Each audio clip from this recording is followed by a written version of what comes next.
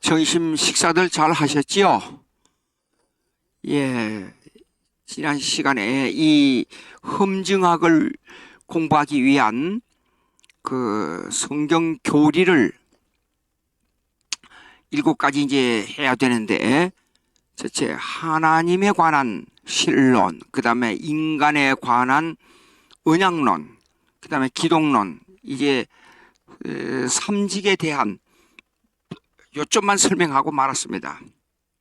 근데 이것을 성경에 관한 문제를 이해해야 됩니다. 성경에 관한 문제를 이해하기 위해서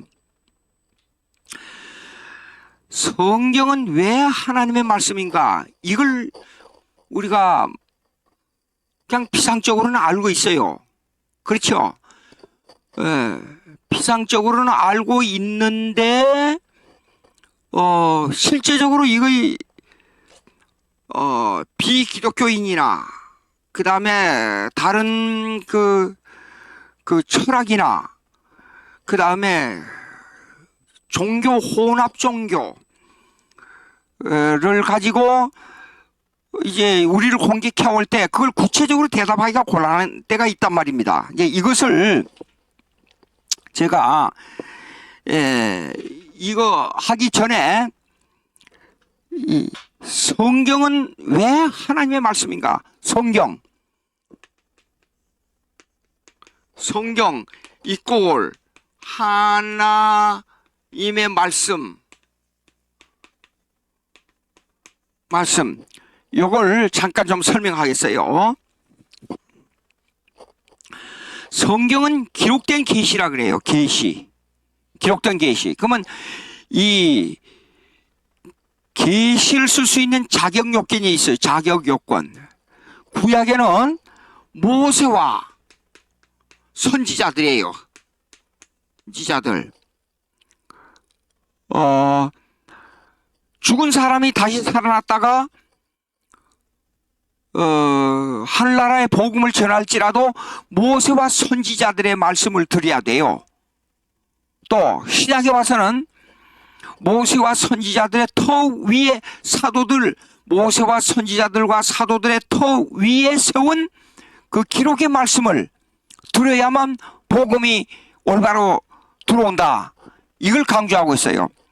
누가복음 16장 30절 이하, 그 다음에 에베소서 2장 20절 이하 한번 보겠습니다. 누가복음 16장 30절 이하, 누가복음 16장 30절 이하.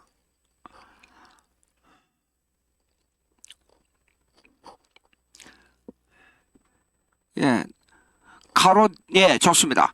가로되 그렇지 아니하나이다. 아버지 아브라함이여, 만일 죽은 자에게서 저희에게 가는 자가 있으면 회개하리다. 죽은 사람이 다시 살아가지고 세상 사람들에게 복음을 전하면, 그런데 31절에 가로되 모세와 선지자들에게 듣지 아니하면 비록 죽은 자 가운데서 살아나는 자가 있을지라도 권함을 받지 아니하리라 하였다 하시니라. 죽은 자가 다시, 그러니까 48년 전에 우리 어머니 세상 떠났는데 그 어머니께서 다시 살아나와가지고 제가 자란 고향에 와서 사람들에게 복음을 전하면 다 들을 것 같지요. 그런데 그것보다도 더 앞선 것이 뭐냐면, 그것도 감흥이 있겠죠, 물론 우리의 경험으로 봐서. 근데 모세와 선지자들에게 들어야 살아난 제가 가끔 이랬습니다. 살아나는, 왜냐면 미국에서 제가 얼마 동안 있다가 여기 와서 이제 이 얘기를 하다 보니까 살아났느니 아니야 낳는으로 그렇게 발음하는 그 스타일이 미국식 발음에서 자꾸 나오는데, 살아나는 자가 있을지라도 권함을 받지 아니하리라 하였다 하시니라. 이렇게 이 강조한단 말이에요. 그 다음에 또 에베소 2장 20절. 에베소 2장 20절.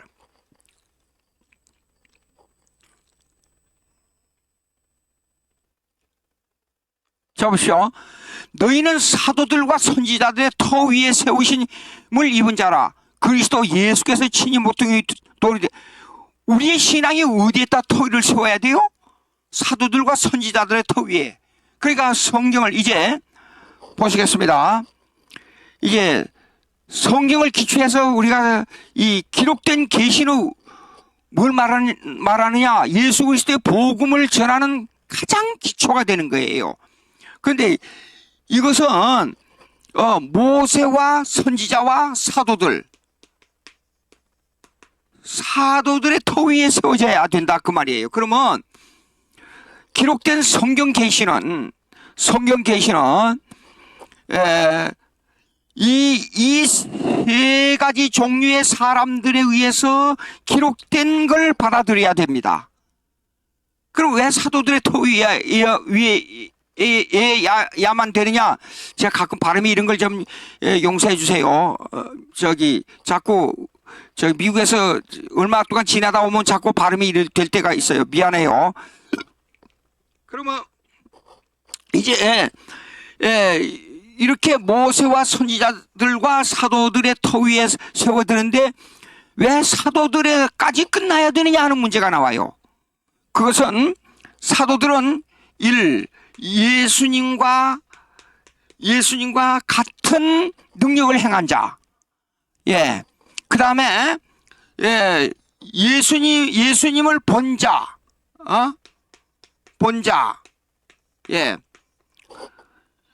그 하나님과 직접 직통을 해서 하나님의 말씀이 선지자들에게는 하나님 말씀이 내게 임하여 그랬잖아요. 하나님 말씀이 임해야 돼요. 그 임하는 하나님의 말씀을 직접 듣고 그대로 전달해야 돼요.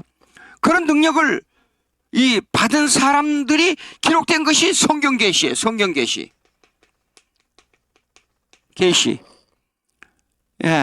그렇다고 해서 여러분들 이거 조심해야 돼요. 그렇다고 해서 오늘날 우리가 신앙생활 속에서 하나님과의 관계에서 체험이 없느냐? 그거는 개인적 섭리에 있어서 얼마든지 나타납니다. 저도 교회 목회하다가 보면 그 신비적인 요소들이 많이 제가 체험을 한 게 있으니까요. 그렇다고 해서 또 우리가 그것이 기록된 성경 계시와 똑같이는 볼 수가 없어요. 하나님의 성령의 조명에 의해서 우리가 일어난 그 사건들을 그러니까 이렇게 그러면 성경 계시를 이 내용을 하나님으로 말씀으로 받아야 되는 논리적 증거가 뭐냐 이제 그렇게 물을 거 아닙니까? 그럼 제가 이렇게 대답합니다. 그 증거가 뭐냐 할 때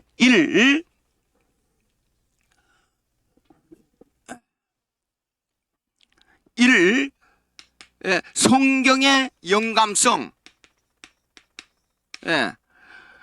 이게 무슨 말이냐 그러면 전혀 하나님을 믿을 것 같지 않는 사람인데도 어떤 사람은 그렇잖아요.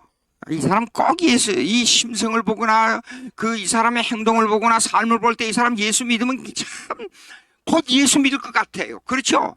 금방 예수 믿을 것 같아요. 근데 막상 이 사람이 예수 안 믿고 세상 떠난 사람을 저도 봤으니까요. 그런 사람 아주 착실하고 진실하고 정말로 예수 믿으면 1등 신자가 될 수 있는 사람이에요. 근데 안 돼요, 이 사람이요. 왜냐하면 하나님의 예정 가운데 있기 때문에 그래요. 이 사람 예수 믿을 사람으로 예정되고 이 사람이 예수 믿을 사람으로 예정이 안 돼 있기 때문에 그런 현상이 벌어지는 거예요. 그런데 이런 사람들의 현상이 나타나는데 그런데 정말로 인간적으로 볼 때 좀 누추한 말을 제가 써야 되겠어요. 개차반같이 사는 사람도 성령이 역사하면 이 사람이 회개하고 예수 믿는단 말이에요. 그런데 이것이 하나의 감동성인데 영감성인데 성령의 영감으로 기록된 하나님의 말씀이 그것이 도구예요. 쉽게 말해서 means of grace, 은혜의 방편이에요. 수단. 그러니까 은혜를 주는 방편이 말씀과 기도와 성례예요. 그러니까 우리가 일상생활에 살면서 항상 말씀과 기도를 적용해야 우리가 이 하나님과의 은혜에서 관계가 하나님과의 관계에서 은혜를 받는 그 현상으로부터 멀어지지 않는다고요. 말씀과 기도를 사용함으로 이걸 갖다 은혜의 방편이라 그러죠. 그런데 그것이 말씀이에요. 즉 기록된 계시예요. 성경이에요. 그런데 인간적으로는 아무리 훌륭해도 이 말씀의 감동을 받아야만 이 사람이 예수 믿지, 그렇지 않으면 예수 안 믿어요. 이것이 성경의 감동성이에요. 자, 여러분은 미국의 19대, 20대, 21대 한 19대 대통령이 되었다가 20대를 건너뛰고 21대 대통령이 된 사람이 클리블랜드 대통령이에요. 근데 이 대통령은 젊어서 놀기 좋아했어요. 그리고 항상 놀러 다니고 그랬어요. 근데 길거리를 지나다가 어느 할아버지의 전도를 받고 갑자기 마음이 변했어요. 그래가지고 가서 잠을 잘 수가 없는 거예요. 그래 놀러 다니던 친구는 세상 길로 가버리고 이 클리블랜드는 예수 믿게 됐어요. 그래 열심히 공부해가지고 대통령이 됐어요. 미국 역사 속에서 한 번을 건너뛰고 또다시 대통령 된 사람은 클리블랜드 한 사람밖에 없어요 지금. 예. 근데 이 사람이 가서 전도를 받고 마음에 계속 울림이 오는 거예요. 잠잘 때도. 어떤 때는 잠도 안 오고 계속 교회 찾아간 거예요. 이 할아버지의 전도를 받고 누군지도 몰라요. 그래서 나중에 열심히 공부해가지고 미국의 대통령이 됐어요. 제가 여러분들 역사를 이 기독교 역사를 배우면서 미국 역사 그 기독교 역사 속에 미국의 대통령들 이름이 많이 나옵니다. 그 이유를 제가 말씀드릴게요. 제가 교육학 학위 논문 쓸 때 미국 역사를 보니까 미국 역사는 대통령의 역사, 정치의 역사가 기독교 역사하고 동반했어요. 예. 우리 한국에는 불교와 유교가 그 이 종교적 배경이 되어 있기 때문에 기독교 역사와 종교적 역사와 정치, 한국 정치의 역사는 따로 지금 생각하고 있는 경향이 있는데 이조 시대는 그 정치적 윤리의 배경이 유교고 그다음에 고구려 때는 불교였어요. 근데 고구려가 멸망할 때 불교하고 정치하고 아주 밀접했어요. 그러니까 정종유착이에요. 그러니까 이게 뭐냐 그러면 제도적으로 종교와 정치는 제도적으로 다르지 하나님의 주권 아래에서는 하나로 돼야 교회와 종교가 건전하게 자랄 수 있는 거예요. 근데 유착되면 안 돼요. 그러니까 한국 지금 조금 말이 좀 다른 데로 갑니다만은 기독교인을 보고 정치하지 말라 이거 틀린 거예요. 또 그다음에 기독교인들이 정치에 참여할 때에 성경에 의해서 참여해야지 다른 방향으로 가면 안 돼요. 그래서 종교 분리, 교회와 국가의 분리는 제도적 분리이지 하나님의 주권하에서는 하나로 같이 움직여야 돼요. 근데 미국의 역사를 보면 여기서 조금 다른 거 하나 설명하겠어요. 기독교인들 보고 정치하지 말라 그런 것은 왜 틀리냐? 그러면 기독교인들의 삶 자체가 정치적 배경을 가지고 있어요. 세금 내야지요. 투표해야지요. 그 다음에 정치가 잘못될 때 도덕적 강한 공고를 할 수 있는 것은 교회가 최고예요. 그리고 사람을 변화시키는 것은 감옥에 가서 사람을 아무리 교화시킨다고 그래도 한계가 있어요. 그런데 기독교가 사람을 변화시키는 데는 가장 적합한 곳이 기독교예요. 왜? 생각을 해봐요. 우리는 성령으로 힘입어서 사람에게 복음을 전함으로 그들이 변화된 것이지 하나님의 능력이잖아요. 그렇기 때문에 교회에서는 가장 사람을 변화시킬 수 있는 적합한 곳이 바로 교회예요. 그러니까 교회를 아주 중요시해야 돼요. 오직에서야 김구 선생이 뭡니까 경찰서 10개를 사람 변화를 시키는 데는 경찰서 10개를 짓는 것보다도 교회 하나를 짓는 게 낫다 그러잖아요. 개차반같이 사는 깡패고 모유간에 깡패 두목들이 목사 돼가지고 나오는 것 보세요. 기독교가 그렇게 중요합니다. 말이 조금 다른 데로 갔어요. 지금 우리가 지금 그 클리블랜드 대통령으로 다시 돌아가서 미국의 역사로 다시 돌아가서 이 말씀을 드린 이유는 성경 하나님의 말씀에 대한 감동성을 제가 이 얘기하는 거예요. 예, 감흥. 성경은 성령의 능력으로 쓰여졌기 때문에 우리가 성경을 읽음으로 성령의 역사가 우리 마음속에서 작용한다 그 말입니다. 근데 이 클리블랜드 대통령이 그렇게 했는데 미국이 건설되고 나서 약 50년 동안은 미국에 공립학교가 없었어요. 공립학교가. 이게 미국 정부에서 행하는 학교가 없었고 전부 교회 학교였습니다. 교회 학교, 교인들 몇백 명만 되면 교회에서 유치원부터 대학까지 공부를 시켰어요. 그러니까 미국에 한 50년 동안은 전부 대통령들이 교회에서 하는 그 사립대학, 교회 학교 사립대학 졸업생들이에요. 그러니까 신앙이 아주 좋은 대통령들이었어요. 초대 10몇 대까지 그렇게 약 50년이 지나도록까지 미국에는 대통령들이 목사만큼 좋은 신앙을 가지고 국가를 다스리는 데 있어서 어떻게 하면 하나님 중심으로 국가를 다스려야 되느냐 하는데 집중하고 있었어요. 1920년대 이전까지 1차 대전 이전까지 이 길거리에서 술을 못 팔게 했어요. 지금도 미국에서는 음식점에서 술 못 팔아요. 예, 술을 리코스토어라 그래가지고 술을 뭡니까 가서 상점에 사가지고 와서 집에서 먹는 것이 주로예요. 우리 한국처럼 장소 먹는 장소마다 술을 갖다 놓고 거기서 먹고 그런 것이 이 법으로 정리가 안 돼 있어요. 그러면 이 미국의 클리블랜드 대통령이 그렇게 된 것은 전혀 하나님의 말씀에 복음에 그냥 예수 믿고 구원 얻어라 그 말씀 하나가 그냥 들어갔다 그것보다도 우리가 근원적으로 생각해야 될 것이 뭔가니 성령이 말씀을 사용해서 그 말씀이 클리블랜드 마음속에 꽂힌 거예요. 성령이 이것이 하나님 말씀의 영감성, 감동성이에요. 예, 여러분요 베너 잘 아시죠? 베너의 작가가 미국의 유명한 정치가요, 문학가였어요. 그러니까 자기의 능력을 가지고 어떻게 하면 이 기독교인들 울고 회개하고 예수 믿으라 그러고 이거 꼴보기 싫은 거예요. 그래서 이 사람들을 뭡니까? 이 기독교를 내가 공격해가지고 기독교를 내가 좀 먹어가지고 기독교를 내가 이 공격해서 없애버려야 되겠다. 그래서 적을 알아야 적을 무찌를 수 있다 해가지고 이 사람이 성경을 연구하기 시작한 거예요. 계속 읽고 연구하다가 어느 날 갑자기 거꾸로져가지고 무릎을 꿇고 엎드려가지고 하나님 용서해 주시옵소서 회개한 거예요. 성경을 읽다가 이게 말씀의 감동성이에요. 왜냐하면 성령으로 기록되어 있으니까 성경을 읽어서 연구하다 보니까 성령의 감동이 올 수밖에 없잖아요. 그래서 첫 작품이 뭔 줄 알아요? 베너예요. 베너.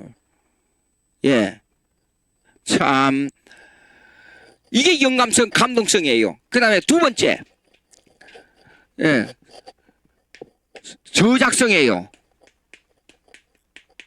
저작성. 자, 성경을 기록한 사람들은 왕으로부터 어부까지 무식한 사람으로부터 세리로부터, 세리는 당시에요 윤리 도덕적으로 형편없는 사람이었어요. 예수님 당시에. 예? 마태가 세리잖아요. 세금 도둑질하는 사람이에요. 쉽게 말해서.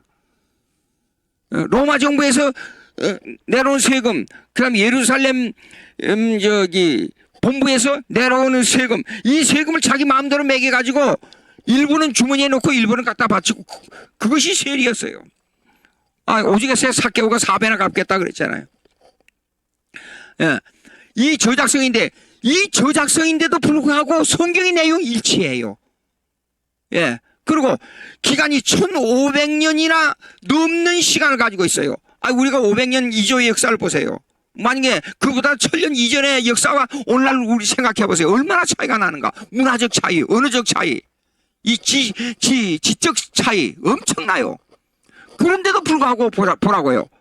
수천 년 전에 예, 예언한 모세를 통해서 예수님이 예언한 거 보십시오. 레위기 보십시오. 예수님이 얼마나 정확하게 나타나고 있는가. 연대와 그 다음에 인물과 그 엄청난 차이인데도 불구하고 똑같은 신앙 고백을 하고 있어요. 이게 저작성이에요. 그 다음에 세 번째, 성경의 통일성이에요. 통일성. 예? 창세기부터 마지막까지 일치성을 가지고 있어요. 주제가 뭐예요? 예수 그리스도. 그러면 창세기 1호부터 그 요한계시록까지 딱 한 선을 놓고 봐도 통해요. 하나님이 누구냐 하는 거 한 선을, 삼일체를 놓고 보면 한 선을 놓고 봐도 쫙 통해요. 그 다음에 예수님의 재림 쫙 통해요. 인간 범죄로부터 한 천국에 가는 데까지 쫙 놓고 봐도 다 통해요. 성경의 통일성이에요. 예. 그렇기 때문에 이런 문제를 볼 때 성경은 하나님의 말씀이다. 이건 우리가 논리적으로, 성경의 교리적으로 이렇게 규명할 수 있는 거예요. 그러면 이제 이렇게 돼 있는데 성경 영감에 대한 얘기를 우리가 얘기 안 할 수가 없어요. 성경의 영감.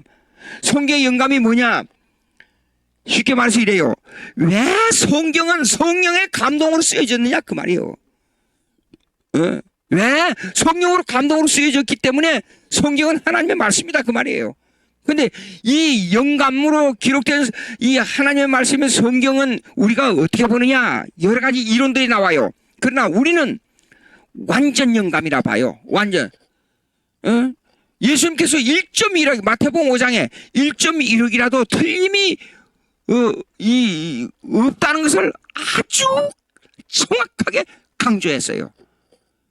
예. 그럼 뭐라고요? 완전 영감, perfect inspiration. 완전 영감. 완전 영감. 예. 글자 하나도 틀림이 없다. 그러면 우리 쉽게 얘기합니다. 우리 이렇게 얘기할 거 아니에요. 아니, 사울이 뭐 얘기하고 그 다음에 뭐 마귀가 뭐 예수님을 시험하기 위해서 얘기하고 그것이 왜 사람의 말이지 왜 하나님의 말씀입니까? 저한테 그렇게 질문하잖아요. 근데 자세히 보세요. 글자 하나도 틀리면 안 돼요. 글자 한 속에 1.1억이라도 틀리면 안 돼요. 제가 증명하겠습니다 지금요. 자, 마귀가 돌을 가지고 떡이 되라 그랬잖아요. 마귀가 한 말이에요. 예수님 말씀이 아닌데 왜 하나님 말씀이야? 예. 40일 금식기도 끝나고 난 후에 예수님에게 이 마귀가 와서 이렇게 시험했잖아요. 그러면 이 내용은 뭐냐 그러면 성경이 하나님 말씀이라는 내용은 글자가 우리는 글자를 섬기고 종이를 섬기는 게 아니에요. 예? 글자를 섬기고 종이를 섬기는 게 아니단 말이 무슨 말이냐면 글자 하나하나를 떼가지고 하나님 말씀이라 하는 게 아니라 글자가 포함하고 있는 내용이 하나님 말씀이라. 이거 중요합니다. 글자가 나타내고자 하는 내용이 하나님의 말씀으로 틀림없다 그 말이에요. 그러고요. 분명히 마귀가 돌이 떡이 되라고 그랬죠. 예? 그러면 한 글자를 바꾸자고요. 바꾸자. 그럼 내용이 틀려버려요. 글자가 하나지만은 떡이 되게 하라. 요거 하나 때문에 돌 요거 하나 때문에 떡이 되게 하라. 내용이 확 틀려져 버리잖아요. 예? 그 다음에 요 글자 하나를 또 바꾸자고. 쌀이 떡이 되게 하라. 내용이 엄청 틀려버려요. 그러니까 이것을 예수님을 시험한 이 내용은 주체는 어떻게 해야 되냐 그러면 이렇게 해야 되는 거예요. 예수님께서 마귀의 40일 금식 기도가 끝난 후에 마귀의 시험을 받았지만은 말씀으로 이 마귀로부터 오는 시험을 이겼다. 그게 내용이에요. 예. 근데 그 중에 글자 하나 1.1억이라도 틀리면 내용이 확 달라져 버리니까. 그래서 성경을요, 우리가 잘 생각해야 됩니다. 그냥 이상한 말로 가지고, 예? 우리의 이 적은 아주 모자라는 적은 이 개념을 가지고 하나님의 말씀을 뭡니까? 이걸 이 흠집을 내려고 하는 이 악한 사탄의 생각, 이온 사람들은 꼭 그 방향으로만 생각하는 이 사악한 이 마음을 가지고 있어요. 생각을 해봐요. 그 다음에 높은 데서 뛰어내리라고 그랬잖아요. 에? 높은데 하나만 틀리잖아. 하나만 틀려. 높은데 약간 높은데 그래도 틀리고, 그 다음에 낮은 데에서 뛰어내리라, 요거 하나가 틀린 거예요. 내용이 확 틀려져 버리잖아요. 예? 그러니까 하나님의 말씀을 본다는 것은, 그래서 우리가 성경 해석을 공부할 때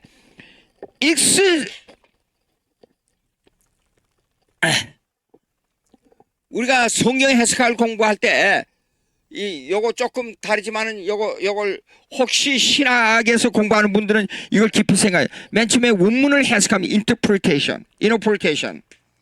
예? 예.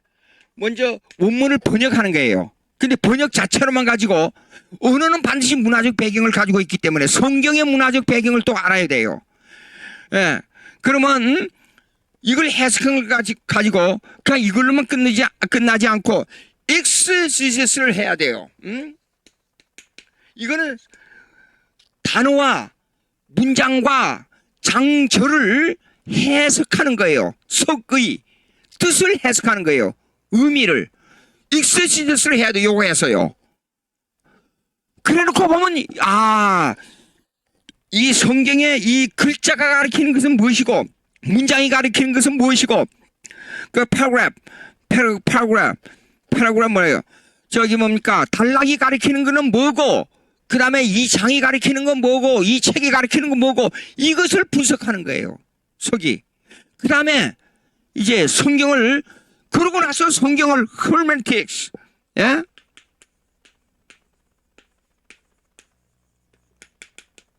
예? hermeneutics. 성경 해석학으로 들어가는 거예요. 해석학은 그냥 글자 읽고 내 마음대로 생각하는 게 아니라 반드시 배경을 가지고 있어요. 이게 첫째가 교리적 배경. 지금 우리가 이거 아까 제가 이거 하고 있는 것이 교리예요. 그럼 교리는 뭐냐면 창세기부터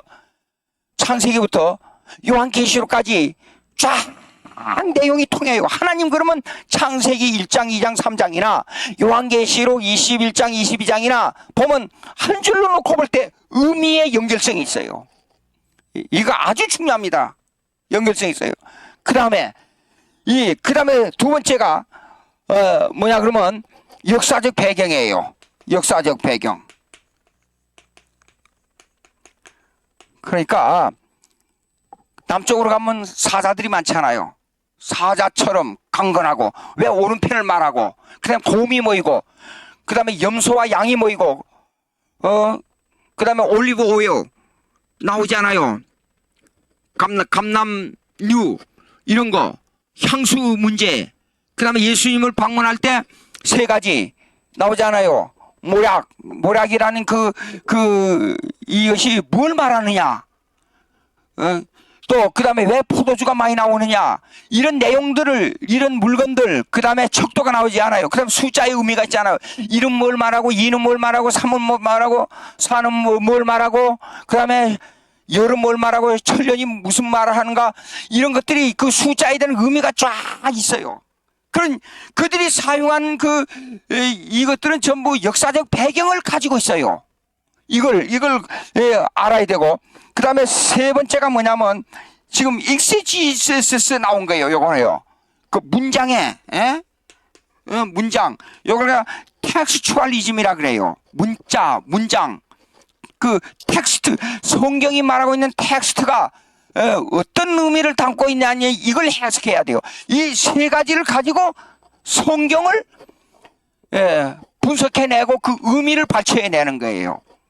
그러니까 어떤 사람이 그 여호와 증인들이 그랬잖아요.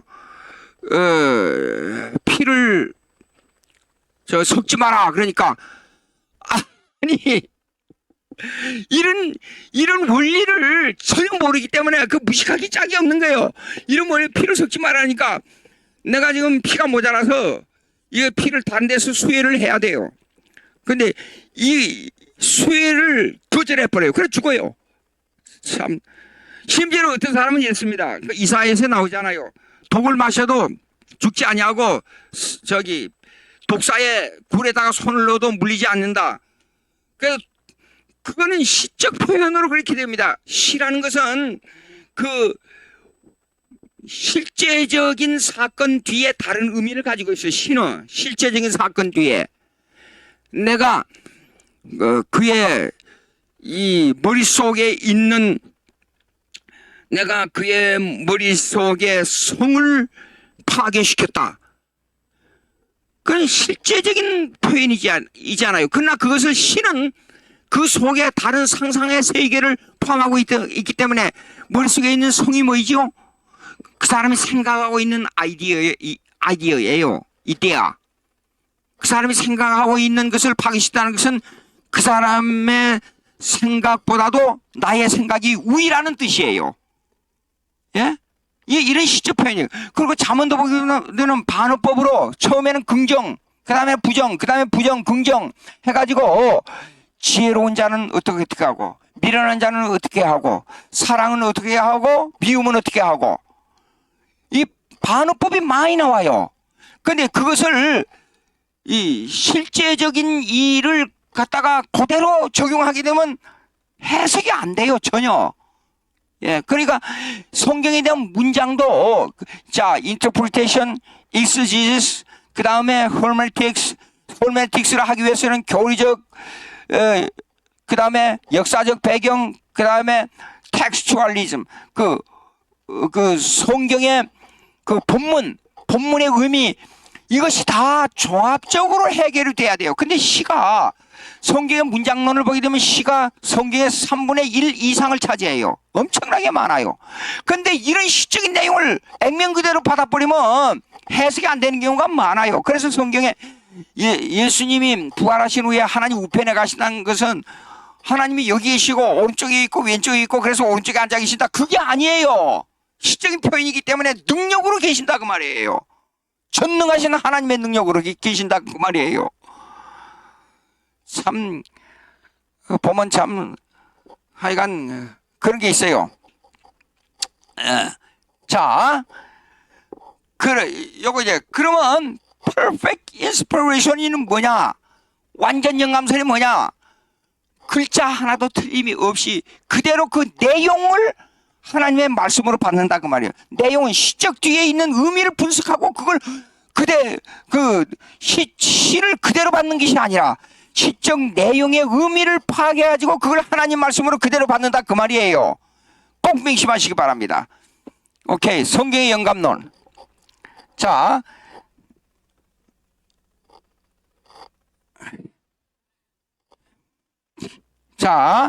그러면 이 성경의 영감론에 있어서 그 완전 영감론에 두 가지가 있어요. 첫째, 유기적 영감, 올게닉, 유기적, 올게닉 인스피레이션이 하고 그 다음에 verbal, 그러니까 인스피레이션하고 요거는 뭐냐면 축자 영감설, 유기적 영감설. 올게닉 인스피레이션이 뭐냐 그러면 이렇습니다. 선지자들이나 사도들의 배경과 그의 인격과 기록하는 사람의 인격과 그의 배경과 역사와 환경의 조건 이런 것을 모두 동원해서 성령이 이걸 사용해서 하나님의 말씀이 전달되도록 합당하게 기록했다 그 말이에요. 다시 적으실 분을요. 다시요. 올게닉 인스피레이션이 뭐냐? 유기적이니까. 예? 유기적이니까. 사람 인물, 그 다음에 환경 조건, 이 모든 것을 하나님의 말씀을 합당하게 기록하도록 전달하는 이 계시가 올바로 이것이 이루어지도록 기록했다 그 말이에요. 이것이 올게닉 인스피레이션이에요. 그러니까 어떤 문제는요, 엄청나게 깊은 내용이 들어있는데 시적으로 표현할 수밖에 없는 게 있잖아요. 예? 자, 시가 가장 깊은 내용이 많이 들어있는 것이 욥기예요. 욥기를 읽어보면 그 내용이 엄청 깊어요. 그리고 그 시가 전 우주론적이에요. 전 우주, 해와 달과 그 다음에 뭐 생물, 그 다음에 하나님의 섭리 뜻 모든 조건들이 다 들어있어요. 그런데 욥의 세 친구 있잖아요. 이걸 그러니까 cause and effect라 그래요. 원인과 결과론으로 해결하려고 그래요. 그러니까 인간의 머릿속에서 원인과 결과, 조건적인 if, 만약에 이렇게 되어 있으면 이렇게 됐다, 이렇게 됐으면 이렇게 됐다, 거기에다가 하나님을 대입시키려고 그래요. 그러니까 해석이 안 되는 거예요. 이거요, 해석이 안 돼요. 근데 마지막에 욥은 하나님의 주권을 생각했단 말이에요. 그러니까 해석이 되는 거예요. 이거요. 예? 우리가 전혀 다른 것은 뭐냐, 하나님의 주권을 가지고 신앙생활에 깊이 들어가면 해석이 되는데 그렇지 않은 건 해석이 안 돼요. 그러니까 욥의 세 친구가 그렇게 말을 많이 했는데도 다 맞는데 마지막이 틀려요. 근데 그러다 보니까 전 우주론적인 시가 들어있기 때문에 내용이 엄청 깊어요. 예. 이 시의 개념, 그 다음에 역사 보자고요. 성경의 역사가 많이 나오잖아요. 이스라엘 역사가 바로 구약의 역사잖아요. 열왕기 상하, 역대 상하, 예, 사무엘 상하, 전부 이거는 역사잖아요. 창세기도 역사. 근데 이러한 역사를 볼 때에 역사 속에 하나님의 사역이 들어있단 말이에요. 그러니까 어떤 사람은 이래요. 왜 사울이 그렇게 일을 많이 했는데도 하나님은 이상합니다. 하나님은 사랑이 없지 않습니까?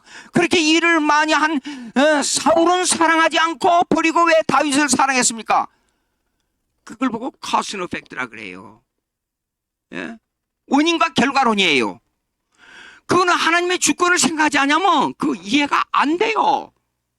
근데 가만히 보라고요. 어떤 의미에서 인간적 원인과 결과론으로 가지고 보게 되면 다윗은 하나님이 사랑할 수 없는 사람이에요. 원인과 결과론으로 볼 때 이건 아주 나쁜 사람이에요. 예? 근데 사울은 보라고요. 별거 아닌 것 같아요. 근데 사울을 왜 버렸어요? 그것이 하나님의 주권신앙이에요. 예? 인간적으로 볼 때는 이 사람은 대단한 사람인데 예수 안 믿고 죽었다. 하늘나라에 이 땅 위에서 여러분, 이 땅 위에서 살면서 위대한 일을 많이 했다. 엄청나게 위대한 사람 하지만은 보통 사람하고 위대한 사람하고 종이 한 장 사이예요. 하늘나라에 가면 인간적으로 천대받은 사람이 더 위대한 사람이 될 수가 있어요. 보자고요. 인간적으로 이 사도들 보십시오. 그들의 생활이 뭐 즐거운 생활이 있었어요? 인간적으로? 아주 일생에 고생만 하다가 비참하게 죽었잖아요. 일률적으로 순교당했으니까 다. 예, 사도 요한은 혼자 오래 살았지요. 그러나 그 생활을 보십시오. 유배된 생활이었잖아요. 어떤 의미에서 산 순교자예요. 한국에 보자고요. 주기철 목사님, 손양원 목사님 보자고요. 평생에 한 번 따뜻한 밥, 따뜻한 방 안에서 자면서 자녀들 데리고 즐거운 생활 한 적이 있어요? 평생 고생하다가 비참하게 죽었어. 그것도 저는 생각할 때 항상 이래요. 그 마음의 상처가 어떻게 했냐 그런 생각을 해요. 내가 억울한 일로 말미암아 무슨 일을 당할 때 하나님에게 호소를 많이 해요. 그게 뭐냐? 주기철 목사님은 명목상 목사가 아닙니다. 왜냐면 목사 면직시켰으니까 말 안 듣는다고, 총회 말 안 듣는다고, 하나님 말씀을 말 안 듣는 게 아니라 총회 말 안 듣는다고 목사가 아니에요. 목사 면직을 시켰어요. 예? 자, 손양원 목사님 보자고요. 말 안 듣는다고 노예에서 쫓아내버렸어요. 쫓겨났어요, 노예에서. 참 위대한 우리 한국의 선교자들 두 분을 얘기하자면 그분들인데, 그분들이 이런 이 명예적으로도 이런 비참한 일을 당했어요. 그렇다고 해서 우리가 손양원 목사님, 저기 주기철 목사님은 목사 아니라고 그래요? 예? 이런 일이 우리에게 있습니다. 이런 일이 참 생각해보면 말로 할 수가 없어요.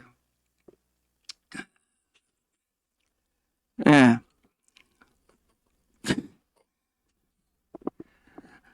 자, 요거 설명해서 조금 말이 다른 데로 가세요. 이거는 이 축자연감서는 뭐냐면 글자나 문장에 관하여 하나님의 계시를 표현하는 데 있어 오류가 없다 그 말이에요. 축자니까. 글자나 문장이 하나님의 계시를 하나님의 말씀으로 글자로 표시하는데 오류가 없다. 아까 제가 설명했잖아요. 하나만 틀려도 뜻이 다 틀려버리잖아요. 아니 쌀로 떡을 만들어라, 보리로 떡을 만들어라. 어? 근데 이건 돌로 만들어라 그랬잖아. 요거 하나 틀린 것이 이렇게 엄청난 차이가 나버려요. 그러니까 우리는 하나님의 말씀 그대로 받아야 돼요. 그걸 갖다가 텍스추얼리즘이라 그래요. 텍스추얼리즘. 근데 자유주의 신학에서는 컨텍스추얼리즘을 강조해요. 무슨 말이냐? 요 글자 하나 이런 거 필요 없어. 예수님께서 이 마귀하고 다툼에서 이겼다. 그것만 가지고 얘기를 해요. 이걸 갖다가 이 텍스트, 이 글자, 문장 하나에다가 관계를 안 시켜요. 그걸 갖다가 컨텍스추얼리즘, 주제 내용만 가지고 말한다 그 말이에요. 근데 우리는 성경을 해석할 때 텍스추얼리즘이지만 텍스추얼리즘 자체로 가지고 온전히 100% 해결되는 건 아니에요. 거기에는 교리적 배경과 역사적 배경과 그 문장론, 성경 문장론 다 포함돼야 돼요. 그래야 성경을 올바로 해석할 수 있습니다. 자, 여기까지 성경의 영감설에 대해서 이거 얘기하려면 이 성경론만 가지고 얼마가 걸리냐면 한 학기 공부하는 겁니다. 신학 소설이라 그래요. 소설. 이 소설 속에는 또 공부를 해야 되냐면 외경이 있어요. 로마 카톨릭에서 사용하는 위경이 있어요. 위경. 그 다음에 성경을 읽는 데 있어서 번역학이 있어요. 오늘날 이상한 사람들 있죠? 킹제임스 버전만 성경으로 받아들여야 된다고 주장하는 사람들이 있어요. 그 사람들이 말로 킹제임스 버전만 성경이 아니라 그러지만 어떤 사람이 이렇게 말하더라고요. 아니 NIV는 그리스도를 말하지 않는다고. 그러면 NIV에는 이런 문제점이 있어요. 제가 원문을 보니까 원문하고 NIV하고는 번역이 조금 다르게 나온 것들이 더 나타나요. NIV에는 현대말로 써 있기 때문에. 그래서 킹제임스 버전을 뉴 킹제임스 버전으로 원문에 더 가깝게 더 현대말로 쓴 것입니다. 뉴 킹제임스 버전은요. 그러면 16세기 종교 개혁이 일어날 때 킹제임스 버전이 나왔잖아요. 그래서 킹제임스 버전을 원문으로 읽으면요 이해 못하는 단어들이 많이 나와요. 예? 제가 직접 읽어보니까. 그래서 그걸 원문에 더 가깝게 현대 언어로 쓴 것이 뉴 킹제임스가 나온 거예요. 예, 그러니까 킹제임스만 나와 가지고 성경 말씀을 고집한다는 것은 글자 법앙을 섬기고 종이 법앙을 섬기는 겁니다. 그래서 성경을 하나님 말씀으로 연구하는데 여러 분야가 있는데 그중에 번역학도 나와요. 그 다음에 외경학, 위경 이런 거 나와요.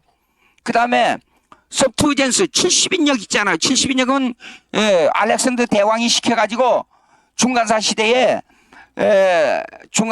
뭘 했냐 그러면 중간사 시대에 이겁니다.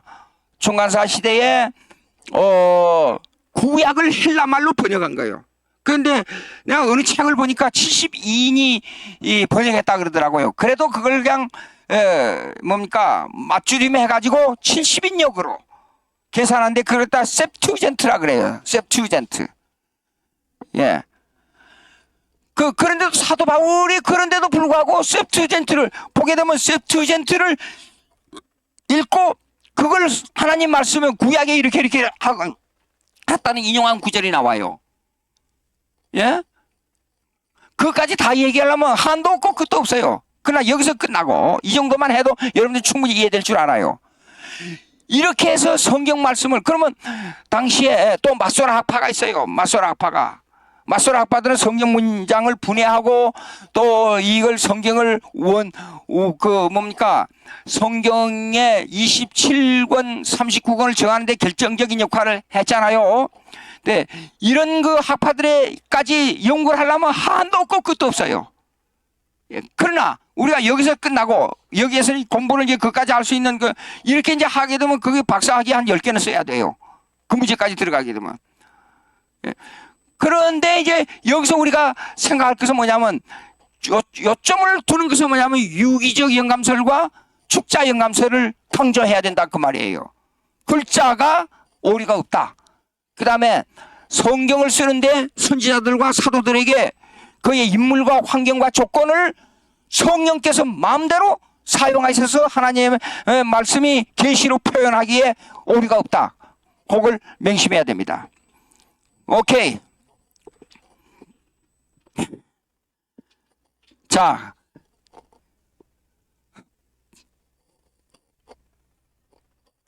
(3시 10분까지죠) 예. 자, 요거 잔소리 같지만은 지난번에도 제가 또 강조한 거예요.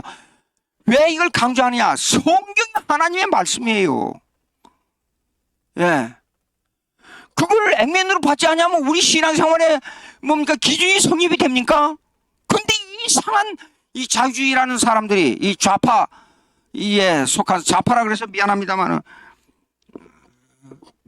옛날에는 좌우를 우는 옳은 사람들, 좌는 틀린 사람들 이렇게 하니까 제가 말이 조심이 되는데 성경에 대해서 이게 자꾸만 메스를 가려고 하는 사람들 만나면 막 짜증이 나요.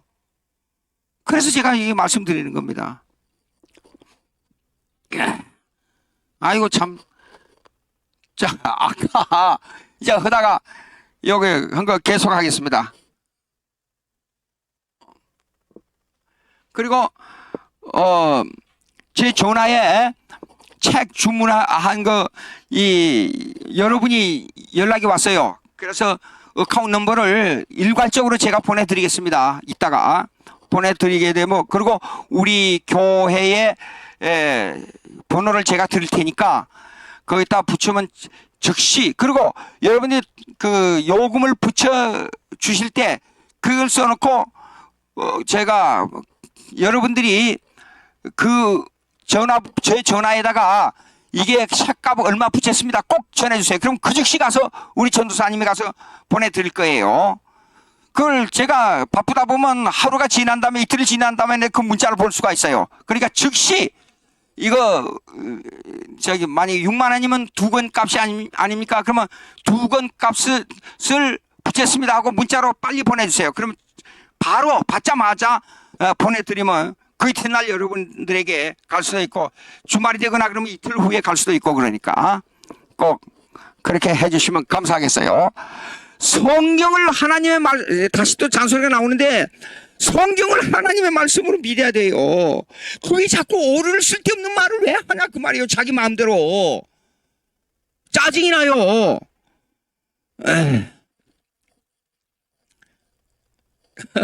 제가 지금 좀 짜증을 부려서 미안한데 우리가 신앙생활 하려면 생각을 해보세요. 불교 믿는 사람들도 불교 경전을 중요시 여기고 그에 따르려고 하고 유교도 그러고 그런데 왜 기독교에서 이런 일이 자꾸 벌어지냐 그 말이에요. 그게 내가 애가 탄다 그 말입니다. 자, 예수님의 이성 이인격 보시겠습니다. 요거요. 아까 설명하던 거요. 예수님의 이성 이인격은 왜 첫째 왜 이 이성 이인격이 절대 필요 절대성 왜 이것이 오되는가 하는 거예요. 예, 잠깐만요. 미안합니다.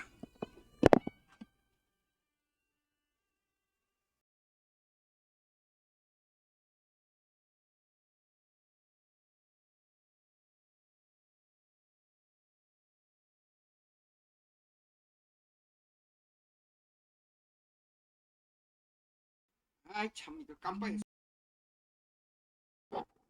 자, 이거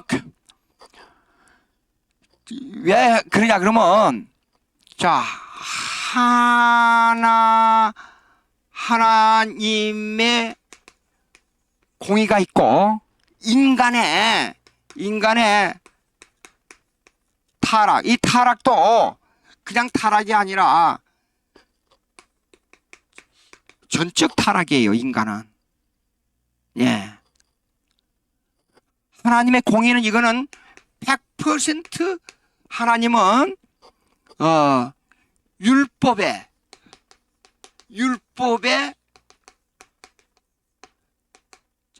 절대성을 가지고 있어요. 우리에게 율법을 명령해 줬잖아요.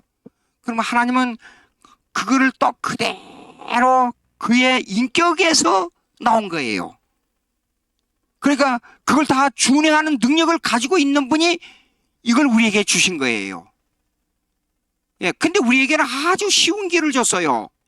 쉬운 길이 뭐냐 그러면 가만 내버려두고 앉아서 지키기만 하면 돼요. 지키기만. 그것이 아담이 맺은 행위 언약이에요. 근데 이걸 가서 행동으로 범해버렸잖아요. 근데 이제는 행동으로 범한 것을 행동으로 회복이 불가능한 거예요. 이것이 율법이 가지고 있는 하나님의 은혜예요. 근데 이걸 범해버렸잖아요. 예? 그러니까 행위 언약은 생명을 전제로 맺은 언약이지 우리에게 형벌을 전제로 맺은 언약이 아니에요. 가만히 있으면 그냥 영원한 생명을 얻는 거예요. 근데 그걸 범해버렸잖아요. 근데 그렇기 때문에 예수님은 하나님의 공의를 만족하는 절대 100%의 율법의 절대성을 가지고 있으면서 이걸 지킬 수 있는 능력을 가진 분이어야 돼요. 예수님은 하나님에게 제사를 바쳐 드려야 되니까. 근데 인간은 이걸 완전히 못 지키는 전적 타락이에요. 그래서 갈라디아서 보세요. 읽어보세요. 참 중요한 말씀했어요. 중보자는 한쪽만 위한 것이 아니라 양쪽 다 위하여 존재해야 된다 그랬어요. 그러니까 예수님은 절대 공의의 하나님을 위해서 존재해야 되고 절대 전적 타락인 인간을 위해서 존재해야 돼요. 양쪽 다를 위해서. 그것이 예수님의 이성 일인격이 가져야 될 필수 절대성이에요. 이거요. 예. 그렇기 때문에 예수님이 이랬습니다. 이걸 이제 분석하라고요. 두 번째, 이걸 분석하게 되면 이거는 완전한 하나님이고 완전한 인간이에요. 이것을 이제 이렇게 딱 요약하면 1번을 딱 요약하면 완전한 하나님, 완전한 인간이에요. 예수님은. 근데 차이점이 있어요. 완전한 하나님이고 완전한 인간인데 예수님은 어찌하면 시공간 속에 계시는 하나님이에요. 지금 무슨 말이냐? 우리가 볼 수 있고 그 다음에 만질 수 있는 하나님이에요. 에? 그래서 요한일서 1장을 읽어보세요. 볼 수 있고 말할 수 있고 만질 수, 우리가 보고 말할 수 있는 만지는 하나님. 기묘하죠? 기묘해. 하나님을 어떻게 보고 만지고 말할 수 있어요? 그런데 다른 하나님 아버지로만 딱 볼 때는 이렇습니다. 성경에서요. 하나님 아버지로만 딱 볼 때는요. 천지를 주관하시고 볼 수 없고 만질 수, 뭡니까? 출애굽기 보세요. 3장 이하로 보게 되면 하나님을 볼 수가 없으니까 불 속에 나타난 하나님. 하나님의 신성의 일부만 보여준 거예요. 모세의 걱정이 뭐였어요? 모세.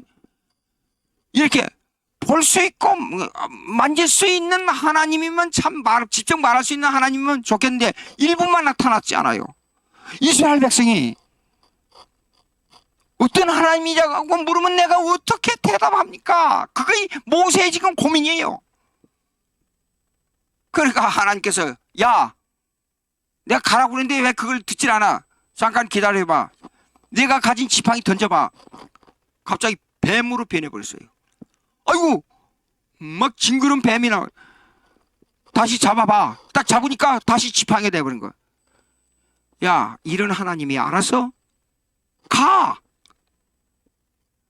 이스라엘 백성에게 물으면 어떤 하나님이냐고 물으면 내가 보냈다고 가서 그래 그냥. 하나님이 보냈다고 그래서 내가 너희를 구원하러 왔다고 그래. 그러면 내가 시킨 대로 하면 돼. 근데 이해가 되겠어요?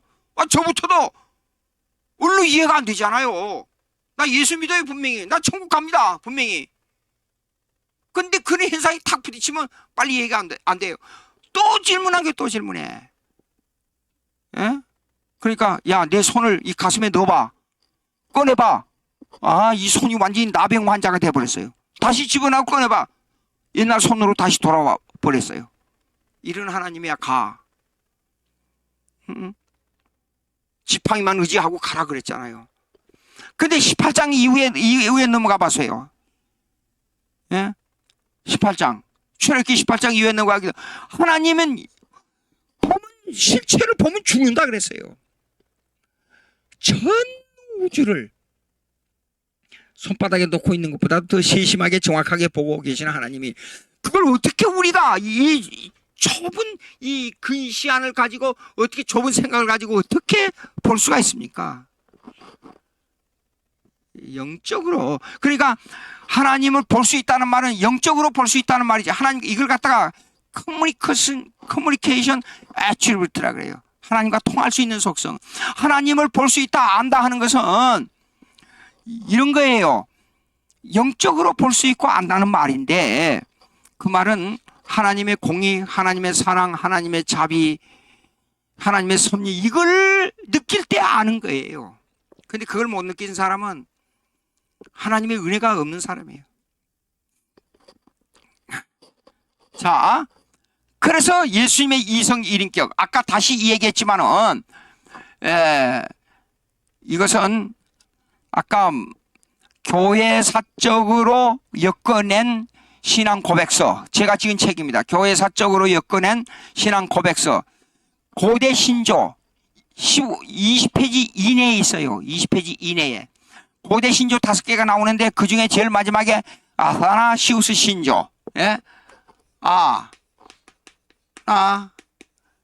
시우스 신조 44개 조항에 아주 잘 나왔어요. 아주 예수님이 누군가, 하나님이 어떤 분인가, 성령은 어떤 분인가, 그 사역과 인격과 그들의 위치와 내용에 대해서 아주 구체적으로 잘 나와서 그 한 10번만 읽으면 이해가 됩니다. 오케이. 그 다음에 여기 인격론, 그 다음에 사역론 보시겠습니다. 사역론. 예수님의 사역론.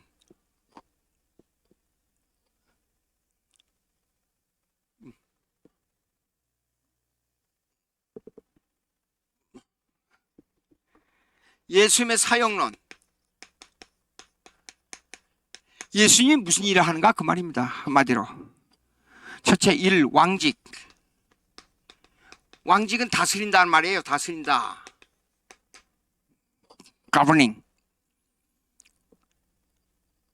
창세주예요. 원래 창조주예요. 그렇기 때문에 만물을 다스려요. 근데 예수 구속에 있어서는 예수님이 정하신 일만 하게 돼 있어요. 요한복음에 보십시오. 13장 14, 15, 16 읽어보면 아버지께서 일하심으로 내가 일한다 그랬어요. 그 다음에 아버지께서 말씀하심으로 내가 말한다 그랬어요. 그러니까 이 다스리는 일은 만물을 다스리고 교회를 다스리고 그 영적 이 왕국에 있어서 두 가지가 있어요. 힘의 왕국. 그 다음에 두 번째 영의 왕국이 있어요. 영의 왕국. 두 가지가 있어요. 힘의 왕국과 영의 왕국.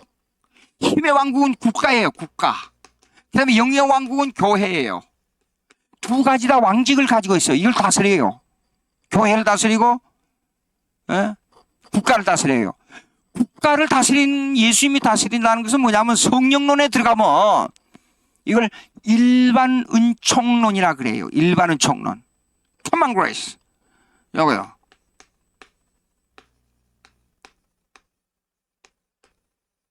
일반 은총론.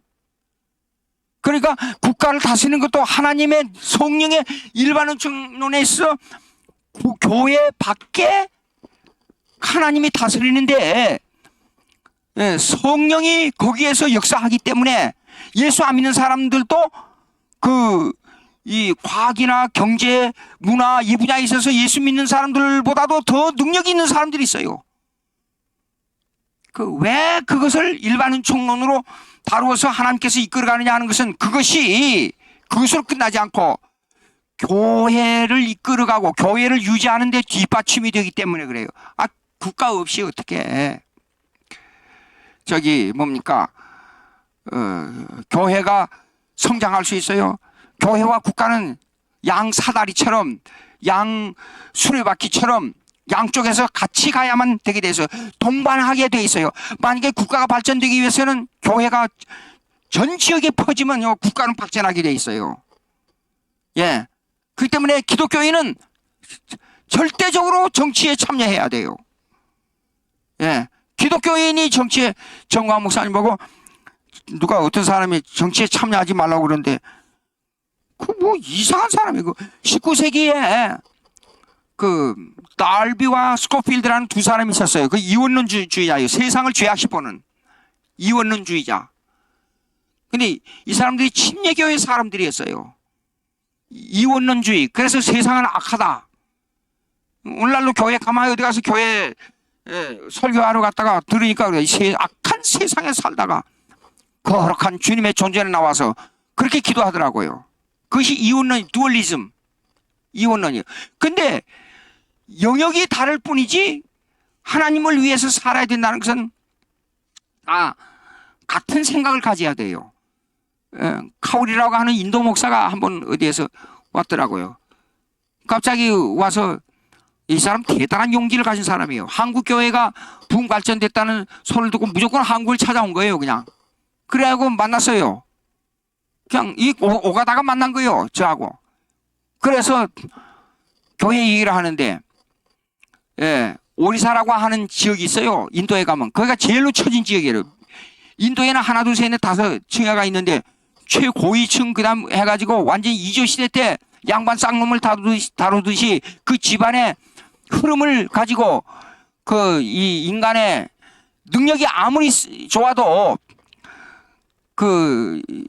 한국말로 말하자면 상놈 집안에서 태어나면 그 사람은 그걸 그대로 살아야 돼. 북한에서는 아무리 능력이 있어도 자기 부모의 직업에 따라서 자녀들이 생활이 결정돼 버려요. 그러니까 기독교가 들어가야 돼요. 기독교가 빨리 38선이 무너지고 기독교 중심의 남한 중심이라기보다도 저는 항상 말하는 것이 기독교 중심의 통일이 돼야 돼요. 그래야 우리가 간도 땅도 찾고 간도 땅을 찾으면 남북한보다도 조금 더 큰데 간도 땅을 찾고 세계에서 5위 안에 들어가는 국가가 돼요. 우리 그렇게 되면 내 기도가 일생에 좀 그걸 보고 내가 죽기를 원해요. 반드시 일본을 따라잡는 게 아니라 반드시 일본을 능가합니다. 그렇게 되면 북한에 있는 자원을 가지고 교회 발전시키는데 사용하고 지금도 세계에서 두 번째 미국 다음으로 선교사를 많이 보냈는데 그때 가면 역으로 그래. 유럽에다가 우리가 선교사를 보내잖아요. 지금도 하고 있지만은 동남아에서도 한국 사람을 제일로 선호하는 선교사들이 되고 중국의 아펜 영국 선교사들이 망한 이유는 아펜을 끼고 들어와서 아펜 전쟁으로 영국 사람들에게 중국 사람들에게 영국 사람들이 환영을 받지 못했잖아요. 그렇게 전도를 하는 게 아니라 순수하게 전도를 해야 됩니다. 또다시 말이 다른 데로 갔는데 교회와 국가론에 있어서 왕지 이 두 군데를 다 다스리는 힘의 왕국과 영의 왕국을 다스리는 주권이 있어요. 예수님 삼일체론으로 볼 때는 성령도 다스리는 분이고 아버지도 다스리는 분이고 아들도 다스리는 분이에요. 그다음에 두 번째 선지자직. 선지자직은 예언자직이라 그래. 예언. 이 말은 앞일을 말한다는 말이 아니고 하나님의 말씀을 받아서 그대로 전달한다 그런 뜻이에요. 그런데 구약에는 신정정치, 테오크라시, 신정정치 시대였기 때문에 왕에게 선지자가 가서 왕에게 주로 이 나라를 어떻게 다스려야 된다 그것을 선포해 준 거예요. 그것이 선지자직이었어요. 근데 오늘날은 이제 목사가 삼직의 대리 역할을 해요. 대리 역할을 하는데 뭔가니 왕직은 교회를 다스리는 역할이고, 그 다음에 선지자직은 하나님의 말씀을 그대로 해석해서 전달하는 일을 하는 거예요. 예. 그 다음에 이제 제사직이 나와요. 제사직. 세 번째. 제사직은 뭐냐 그러면 자신이 희생의 제물이 돼가지고 아버지에게 자신을 바치는 제사를 드린 거예요. 이거 좀 설명하려면 상당히 시간이 애매한데, 이거 몇 시에요 지금? 2시, 아이고 시간이 모자라겠네. 3시 10분까지죠. 20분 정도밖에 안 남았어요. 자, 이거 다음 시간에 이거 마태복음 5장을 보면 살인하지 말라 이 말이 나오죠. 그리고 제단 앞에 제물을 드리다가 원망 들을 만한 생각이 나거든 제단 앞에 제물을 드리라. 이 내용이 제사직에서 아주 핵심을 구약에 대한 그 내용과 비교해가지고 핵심을 찌르는 제사직에 관한 얘기가 나옵니다. 이거 설명하는데 한 20분, 30분 더 걸릴 것 같아요. 짧게 해보겠지만은 다음 시간에 하도록 하겠습니다. 제사직은 뭐냐 그러면 희생의 제물이 드린단 말이에요. 그러니까 구약의 제사장이 뭡니까? 백성의 죄를 가지고 동물의 피를 가지고, 피 흘림이 없은즉 죄사함이 없다 그랬어요. 예. 동물의 피를 가지고 제사를 드림으로 말미암아. 그러니까 양은 예수님의 예표예요. 예. 그래서 이거는 희생이란, 예, 희생을 드렸다 그런 뜻이에요. 이거는 이게 신정정신 시대 국가를 다스리는 데 있어 선지자직이 왕에 가서 이 국가의 흥망성쇠를 말한. 근데 왜 왕들이 선지자들을 그렇게 핍박했어요? 죽이고 가두고. 그 이유는 뭐냐면 왕은 이렇게 생각을 했어요. 자기에게 유리하게 예언해달라 이거예요. 근데 국가가 망한다 그랬거든요. 그러니까 괘씸하니까 가두고 죽이고. 그 전설에 의하면 이사야는 톱으로 캐주겠다 그러지요. 예, 그렇습니다. 그런데 이 직분을 행하는 것은, 예수님의 이 직분을 행하는 것은 무슨 뜻이냐 그러면 하나님으로부터 말씀을 받아가지고 그대로 전달하는 겁니다. 그게 선지자직이에요. 예. 자, 예수님의 삼직 했습니다. 사역론. 그 다음에 예수님의 승기와 비하와 승기.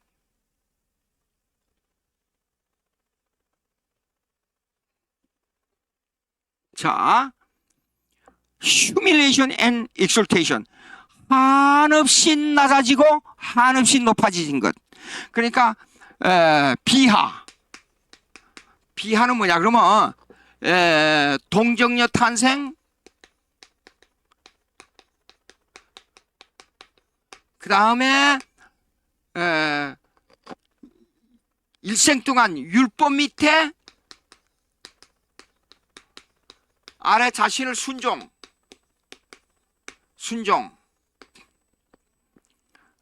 율법 밑에 순종. 그 다음에 이제 십자가의 죽음,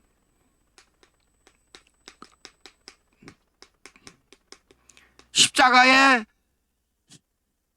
이렇게 쓰는 게 더 정확해요. 희생의 순종. 그 다음에 옥에 내려가심. 요거예요. 요거 동정녀 탄생은 조금 설명하자면, 동정녀 탄생은 구약에 수없이 예언했어요.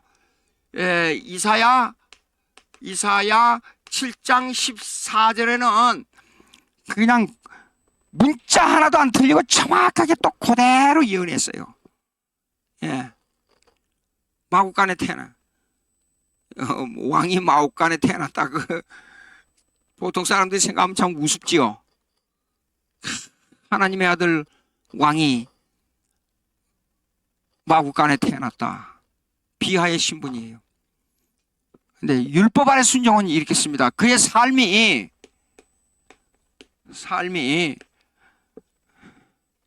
머리 둘 것도 없고 정한 정처도 없고 정말 비참한 나그네 생활을 하면서도 나그네보다 더 못하지요. 생활을 하면서도 어떤 삶이냐? 율법을 완성하는 겁니다. 율법의 완성.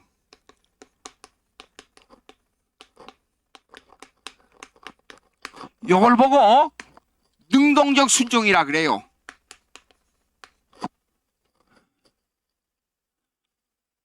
여러분, 제가 요새 유튜브에 우리 교회에서 유튜브 꼭 하자고 그래서 유튜브를 하는데 능동적 순종과 수동적 순종을 유튜브로 잠깐 동안 10분인가 20분인가 했어요.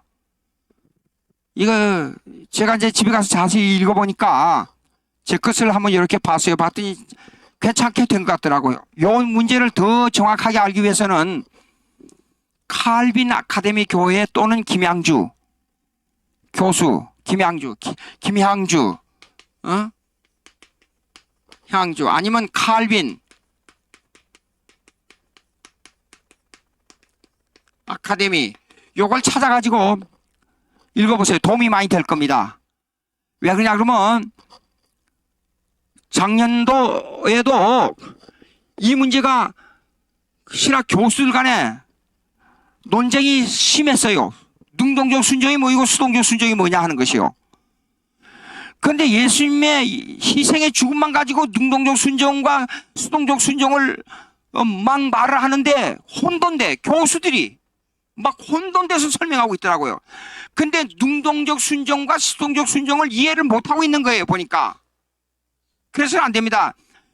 예수님이 이제 보세요. 율법 아래 삶이 그렇게 살면서 율법을 완성해 하나님의 공의를 만족하는 것이 능동적 순종이고, 십자가의 희생에 순종을 하는 것이 함으로 하나님의 공의를 만족하는 것이 수동적 순종이에요. 즉 아사셀로 쫓겨난 어린 양은 능동적 순종이고, 양을 죽여가지고 피를 가지고 하나님께 제사를 드린 것은 십자가의 희생의 수동적 순종이라 그 말입니다. 요거는 수동적 순종이고, 이거는 능동적 순종이에요. 왜 그러냐 그러면 요거 조금 설명이 필요합니다. 하도 논쟁이 많아서 제가 합니다. 아담이 행위 언약을 범했지 않아요. 범하면 두 가지 문제가 생겨요. 하나는 하나님과의 관계에서 율법이 깨진 거예요. 그렇지 않아요. 법을 어겼기 때문에. 예? 그러나 두 번째가 뭐예요? 법을 어기는 대가, 형벌이 따른 거예요. 두 가지가. 하나님과의 율법이 깨졌다는 말은 교제가 끊어진 거예요. 율법이 행위 언약에서 쫓겨났기 때문에 교제가 끊어진 거예요. 예? 다시. 이거 중요합니다. 행위 언약은 두 가지의 조건을 필수로 가져오게 됩니다. 첫째, 하나님과의 율법의 뭡니까? 율법으로 인한 교제요. 지키면 산다는, 율법을 지키면 산다는 교제 관계를 형성하고 있어요. 근데 어김으로 율법이 깨져버렸어요. 법을 완성해야 되잖아요. 하나님이 기뻐하시려면. 그러니까 두 번째가 뭐예요? 율법을 어겼기 때문에 형벌이 따르잖아요. 어기면 죽는다 그랬기 때문에. 그럼 두 가지를 만족해야 되잖아요, 하나님에게. 그것이 공의의 만족이에요. 그러면 율법을 만족하는 것은 뭐냐 그러면, 내가 다른 사람을 위해서 너를, 지금 감옥에 있는 사람을 위해서 내가 너를 위해서 죽어줄 테니까, 그러면 그 사람을 위해서 죽어준다 그러면 그것이 그냥 그럼 됐어. 그럼 너 죽으면 내가 죽고 감옥에 있는 사람 나가라. 그게 그냥 그렇게 됩니까? 생각을 해보세요. 감옥에 있는 두 사람이 있어요. 할아버지가 보니까 이 젊은 사람이 죽기가 아까워요. 그러니까 내가 너를 위해서 죽어줄 테니까 넌 나가라. 그게 됩니까? 그냥 안 되는 거예요. 이 사람과의 관계 두 가지를 해결했는데, 사람을 심판할 때는 법을 가지고 심판하지 않아요. 그 다음에 법을 어기기 때문에 형벌이 따르지 않아요. 이 두 가지를 해결해야 돼요. 그래서 율법 아래 순종이란 것은 우리가 율법을 깼기 때문에 율법을 깬 것을 다시 회복해. 아예 로마서 갈라디아서 수없이 나와요. 읽어보세요. 예? 예수님은 율법의 마침이라 그랬잖아요. 예? 근데 이렇게 쉬운 것을 이해를 못하고 있어요. 예? 그러면 법을 어겼기 때문에 죽어야 돼요. 사형, 정령 죽으리라 그랬잖아요. 그러면 두 가지를 해결해야 돼요. 그래서 예수님은 신성으로밖에 올 수가 없어요. 인간의 모습을 가지고 신성으로밖에 올 수 없는 거예요. 그래야 죽는 것은 인간의 모습으로 죽어야 되고 율법을 완성하는 신성의 모습으로 완성해야 되잖아요. 예? 그러니까 능동적 순종은 율법의 완성이 간단해요. 율법의 완성이고 그 수동적 순종은 희생으로 십자가에 못 박혀 죽는 거예요. 근데 왜 능동이야 순종이라 그러냐? 율법을 자력의 능력으로 가지고 완성하기 때문에 능동적이고 십자가 희생은 죽기 싫었잖아요. 오죽했어야 예수님이 이 잔을 거두어 가려고 그랬잖아요. 죽기 싫었는데 죽어야 돼요. 그러니까 제사를 드리는 이 비참한 이 양이 소리를 지고 아무리 울어도 피를 내고 죽어야 돼요. 그러니까 히브리서 9장에 피 흘림이 없으면 죄사함이 없다 그런 거예요. 이 두 가지. 근데 이것을 제가 말한 게 아니고 이미 오래전부터 신학적으로 이미 규정되어 왔는데 특별히 20세기 조직신학의 거성인 벌코프가 있어요. 이게 우리 한국말로 번역됐어요. 벌코프 조직신의 기독론에 보십시오. 벌코프.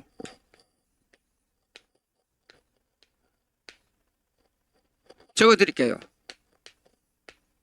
루이스 벌코프. 이분의 조직신학은 교과서예요, 완전히. 근데 기독론에 보게 되면 예수님의 기독론에 보면 active. 보세요. 제가 꼭 적어드릴까요? active obedience와 그 다음에 passive obedience에 보라고 해요. 나와 있어요. 제가 말한 대로 그대로 나와 있어요, 지금. 율법의 완성이 적극적 순종이고 그 다음에 수동적 순종이 십자가에 죽는 거라고. 그리고 제가 유튜브에다가 이렇게 올려놨어요.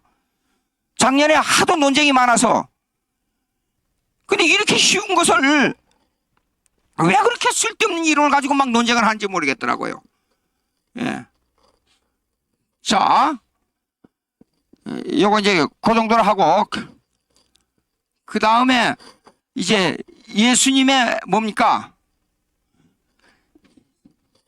예, 이제 예수님의 이제 승귀. 와, 이거 시간이 10분밖에 안 남았네. 예수님의 승귀예요, 승귀. 예수님의 한없이 높아지심. 예. 아, 근데 또 이게 하나 있네. 옥에 내려가심 있잖아요. 이게 신학적 논쟁이 많아요. 여러분들 이 질문을 많이 해요. 그럼 옥에 내려가서 뭘 하셨습니까? 그러지만 옥에 내려갔다는 말은 예수님은 하나님이기 때문에 예수님이 육적으로 숨을 거두시면 그분은 신성이기 때문에 그 영혼이 우리처럼 올라가는 게 아니고 하나님의 본체로 되어버려요. 그러니까 옥에 내려갔다는 그 의미를 어떻게 해석하느냐는 논쟁이 많아요. 그것이 베드로전서 3장 19절에 나와요. 근데 로마 카톨릭에서는 제2의 귀에서를 말해요. 연옥에 갔다가 다시 올라온다고. 그게 아니에요. 영혼이 노아시대 때 영혼이라 그랬어요. 그 내용을요. 그러니까 예수님이 영혼이 그러면 예수님의 영혼이 우리처럼 따라 있는 게 아니고 성령이에요, 성령. 성령으로 잉태됐기 때문에. 그럼 성령 노아시대 때 뭘 했습니까? 노아시대 때 성령으로 역사했다 그 말이에요. 구약에 죄악이 가장 많은 표본이 뭡니까? 노아시대 때예요. 예.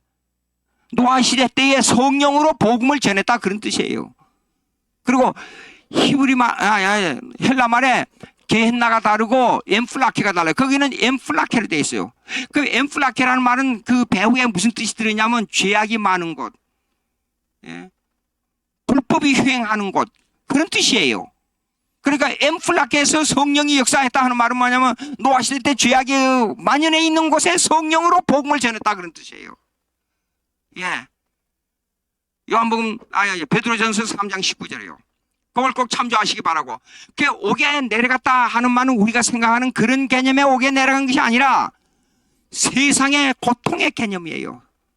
예. 세상 사람들이 죄악이 많은 곳에서의 고통의 개념을 의미적으로 표현한 겁니다. 그런데 그럼 구체적인 내용이 뭐냐 하는 거는 성경에 없어요.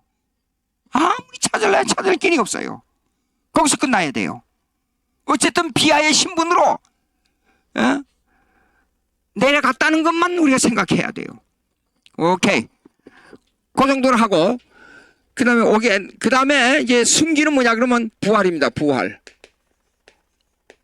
승천. 그 다음에 재림이에요. 재림은 이건 심판주예요. 심판주. 이건 심판주로 오십니다. 요거 제 간증 비슷한 거 요거 잠깐 말씀드리려고 그래요. 마태복음 24장 25장 읽어보십시오. 그러면 비유도 나오고 여러 가지 이 얘기가 나와요. 제가 부의식 중에 예수 믿은 후에 우리가 조그만 선을 행하지 않아요. 냉수 한 그릇 주지 않아요. 예수의 이름으로. 예. 예수의 아니 가서 어떤 사람이 돈 달라 하는데 아주 흐름하고 불쌍하더라고요. 전철에 가는데 보니까 1,000원짜리가 없어요. 그래서 그냥 5,000원짜리 하나 주자고 그랬는데 5,000원짜리를 들고 저를 한 1분 2분 동안 빤히 쳐다보는 게 저를. 그래서 왜 그러냐 그랬더니 선생님이 이걸 주시면서 예수 믿으라고 그래서 5,000원짜리를 주시는데 이 5,000원짜리와 예수님하고 이 두 가지를 비교해놓고 한참 생각했다는 거예요. 5,000원 그거 우리가 돈으로 생각할 때 별거 아니잖아요. 사실상. 근데 1,000원짜리 5,000원 4,000원 사이인데 그걸 아까워서 1,000원짜리 찾다가 없으니까 5,000원 주는 거예요. 예? 실제로 따져놓고 보면 밥 한 그릇 값도 안 되는데 그것이 엄청난 차이로 느껴지는 게 왜 그러냐. 내 입장에서는 엄청난 차이로 느껴지는데 그것을 1,000원짜리 동전 몇 개 받다가 그걸 받으니까 이 사람으로서는 또 크게 생각하는 거예요. 근데 거기에 예수님이 들어갔거든요. 그게 이 사람이 나중에 조용하게 얘기하는데 이걸 처음에 주실 때 예수 이름으로 그래서 예수님 믿으세요 하고 주는데 그것이 마음에 와 꽂힌다는 거예요. 아, 예수 믿는 사람들은 이런 사람이구나. 예. 자, 근데 그 사람이 하도 오랫동안 쳐다봤기 때문에 제가 기억하는 것이지 지나다가 1,000원짜리 준 것도 많고 몇 번 여러 번 있었잖아요. 근데 저는 잊어버려요. 몰랐어요. 몰랐는데 하늘에 갔습니다. 한나라에. 근데 가서 심판대 앞에 섰네요. 예수 믿는 사람들 딱 오라 그래가지고 예, 선한 일을 어떻게 했느냐 이제 쭉 이제 묻는 거예요. 그 제가 섰습니다. 근데 야, 너는 살아있을 때 나를 위하여 이런 했지 않냐? 아니 제가 무슨 일을 그렇게 했습니까? 그게 뭡니까? 내가 갇혔을 때 너 날 돌아봤지. 내가 거지돼서 배고플 때 너 나 밥 줬지. 나 목마랐을 때 너에게 물 줬지. 아니 내가 이 땅에 살면서 뭔 일을 한 거는 있는 것 같은데 예수님 만나가지고 그런 적이 어디 있습니까? 근데 나는 몰랐어요. 다 잊어버렸어요. 근데 예수 이름으로 이렇게 한 것이 소자의 얘기하는 것이 나한테 한 것이야. 그리고 쫙 보여주는 거예요. 저한테요. 이제 생각나는 거예요. 보고 예수를 믿게 하기 위해서 내가 한 일이 있어요. 이런 일을 하고 너 이런 걸 도와주고 이렇게 하고 이렇게 한 거 있잖아. 아 그래요? 그래.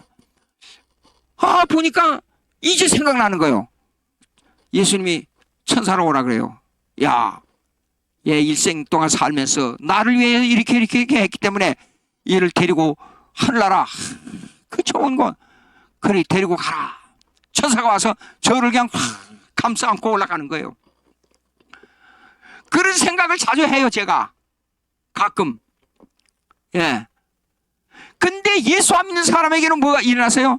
넌 내가 배고플 때 밥 한 그릇도 안 주고 목마를 때 물 한 그릇도 안 주고 내가 마음이 아파가지고 이렇게 할 때 나에게 눈물을 흘리고 있을 때 나한테 와서 위로 한마디도 안 했지. 아니 내가 언제 예수님 보고 그랬습니까? 야, 이 소자에게 한 것이 나한테 한 거야.